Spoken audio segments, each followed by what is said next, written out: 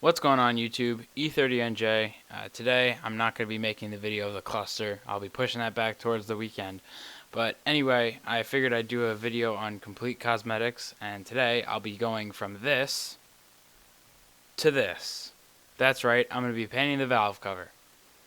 I started by removing the valve cover. In my other video on valve adjustments, I teach you how to do this step by step. Go check it out. And now's the optimal time to adjust the valves as well as replace the valve cover gasket.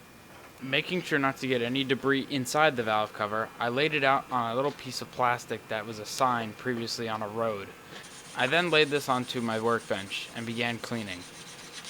I'd recommend using steel wool as well as some engine degreasers to get off any of the old gunk or grease on the valve cover. You don't want these showing up when you go to paint.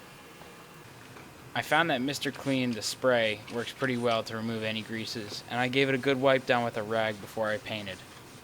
After meticulously cleaning multiple times, I laid the valve cover on the floor with some other of those signs. I filled any holes with rags. You don't want paint getting inside the valve cover.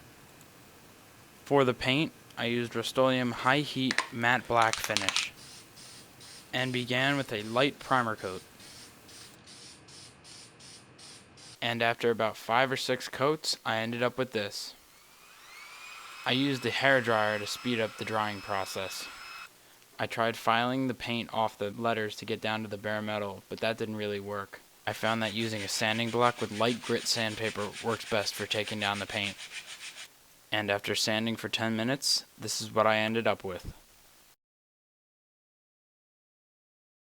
In the meantime, I laid all the greasy and nasty bolts in a little dish and put Easy Off grill spray. This stuff's great for taking down grease, and let them soak in it.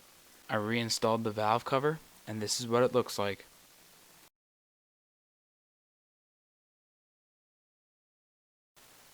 Thank you for watching E30NJ, and stay tuned for the cluster removal.